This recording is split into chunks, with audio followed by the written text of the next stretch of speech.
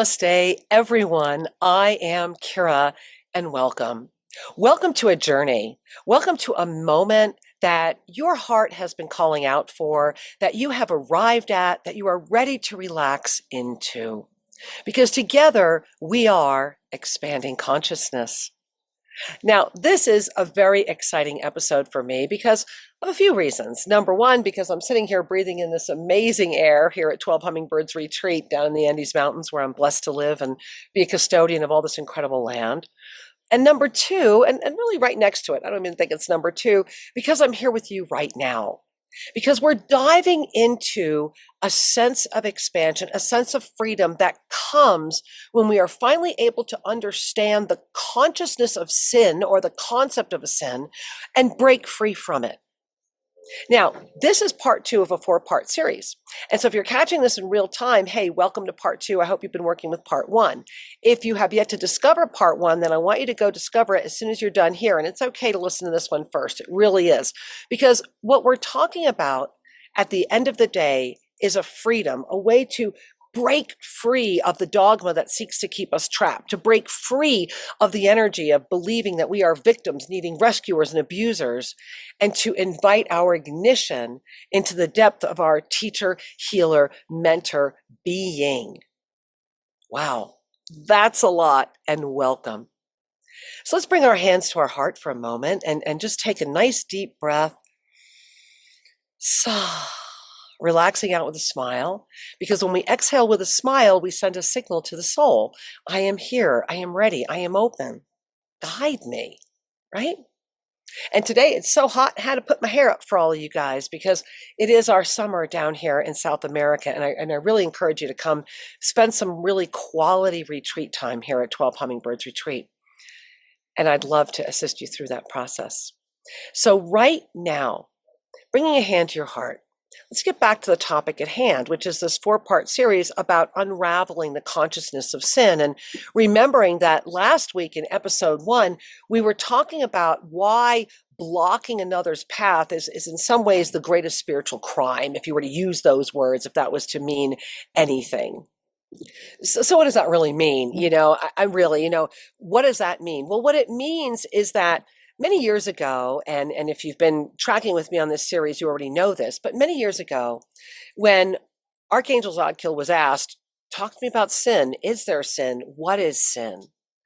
Archangel Zadkiel laughed and then said, and these words have resonated and guided me for the past close to 25 years now. Remember it starts with if there is a sin, one sin, it is to interfere in the path of another, or to let another interfere with your path. Now really breathe that in, because today we're going to discuss how you can actually rewire your brain away from the sin perspective, away from this sense of sin, away from all of that. And there are things that we can do, because next week I'm going to be offering you the 7 signs that you're actually unknowingly, because it's always unknowingly sabotaging someone else's journey. And that's why this series matters. That's why you want to binge watch all of them. If you're catching lesson 2 right now, go back and watch session 1 and then watch this one again. Really start paying attention, because today we begin the rewire. Today we begin that which brings us back in. And I love how as I begin sharing that, my dogs are letting us know that they agree. So bringing your hands to your heart right now, right? And you want to go, right here, kind of the middle of my scarab there, right? Really go right here, kind of that high heart center, and breathing into your high heart center right now. I want to invite you to just call in the gift of I am, as you are. We are each the reflection of the other. We are thereby here to expand, co-create, and move forward.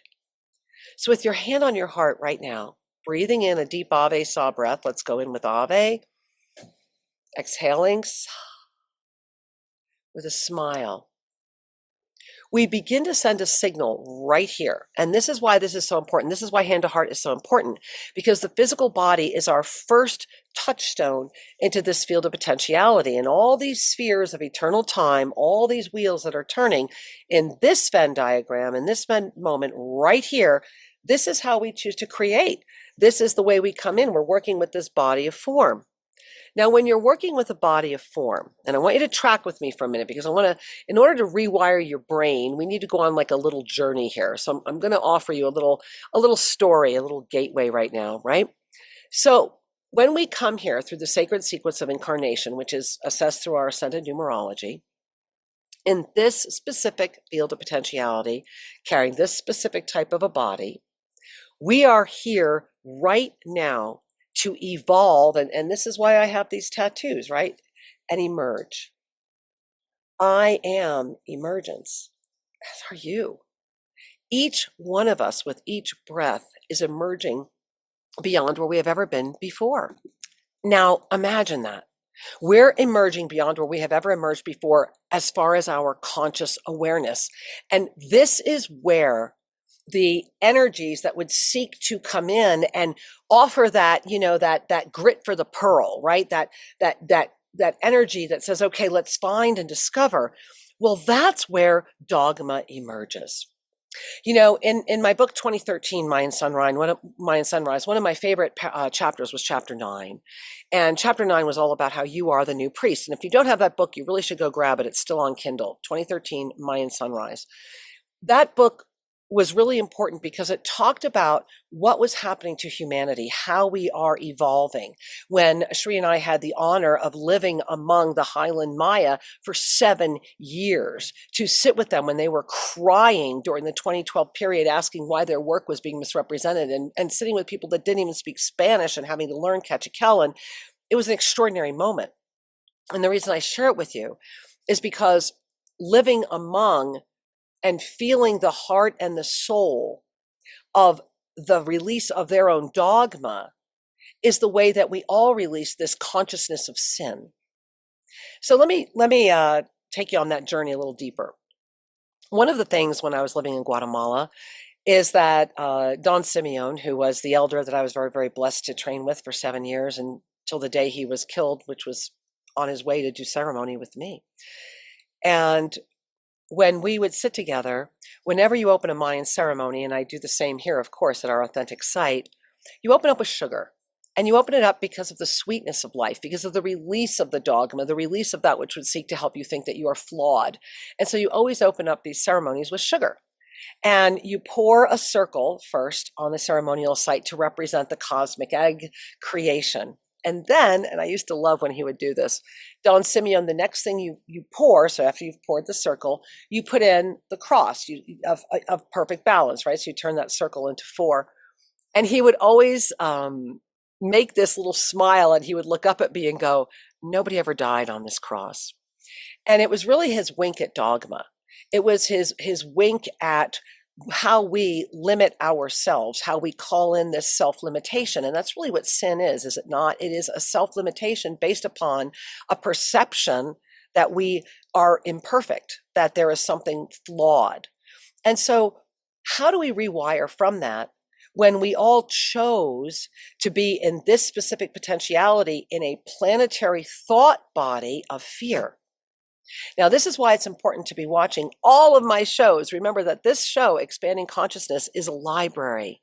It is a library of topics and subjects so that whether you're getting it in real time, 100 years from now, or thousands of years, wherever, however you receive this information, thank you for being.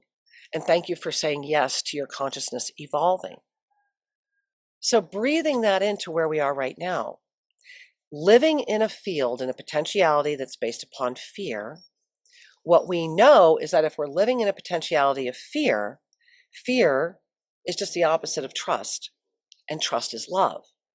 So if we are living in a reality that is saying grow through fear, then the key is to be able to lift through that fear, and that is how we free ourselves.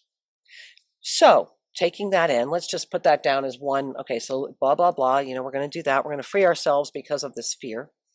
Well, then what if what happens is that because of that fear, you wake up one day and you realize, wait a minute, I'm being controlled by this fear, and the dogma that is wanting and seeking to control me, the dogma that thereby is able to control all of the aspects of this extraordinary creative force using fear are basically going to, from the moment I take my first breath, immediately stop me from remembering who I am and tell me why, if I remember, it's the wrong thing to do.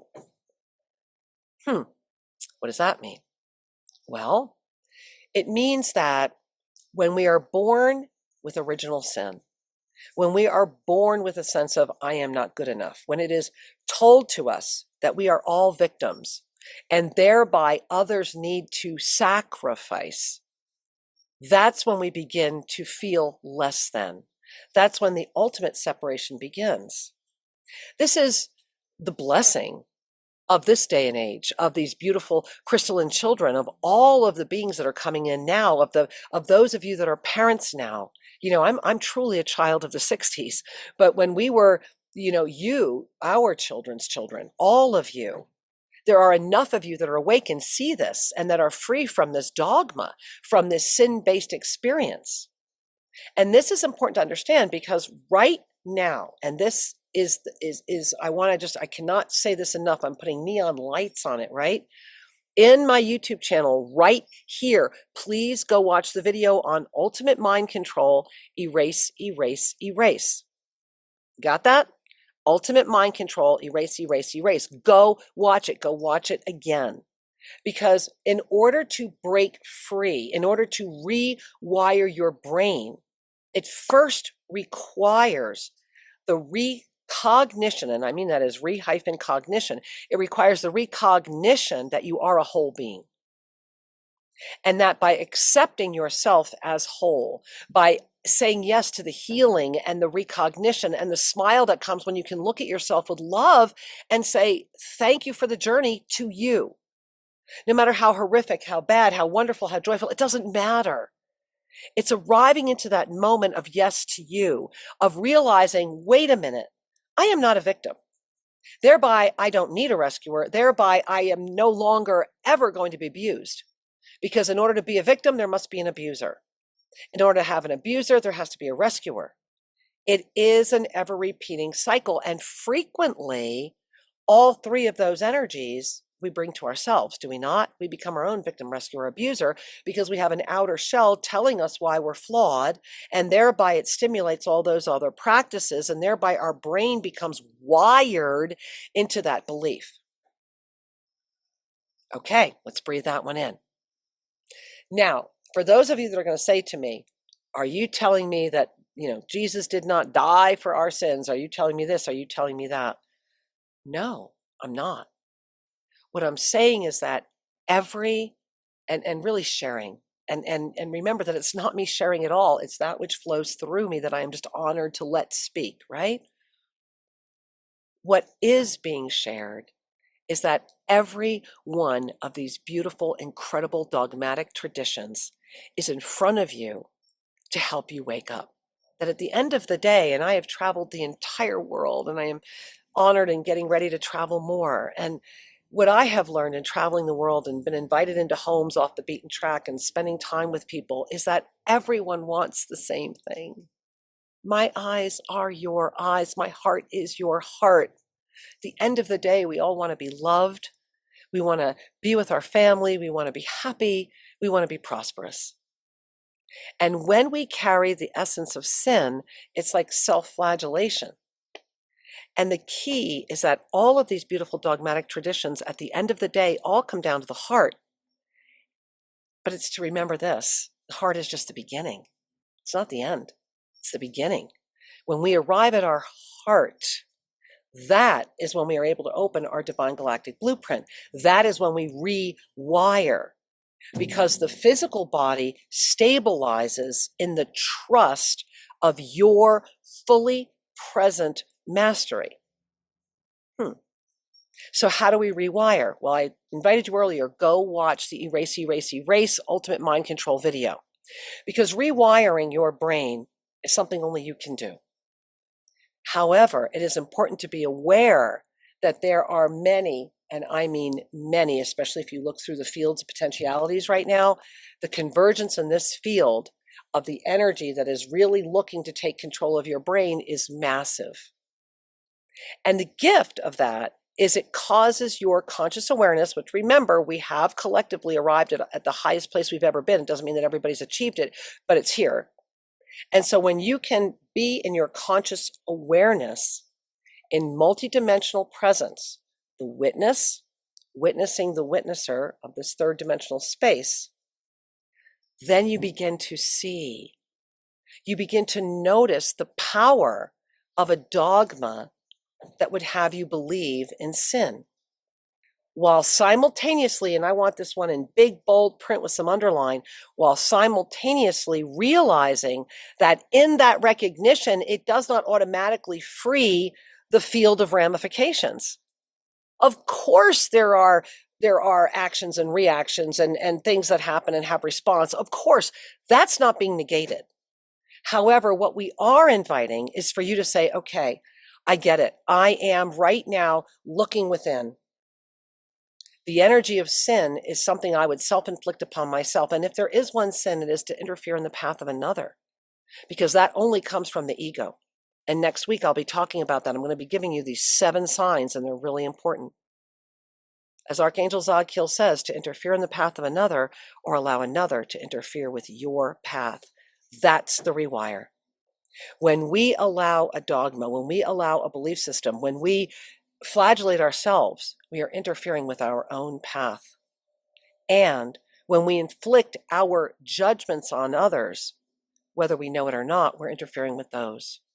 So how do we rewire our brain? How do we move forward? How do we let go of that?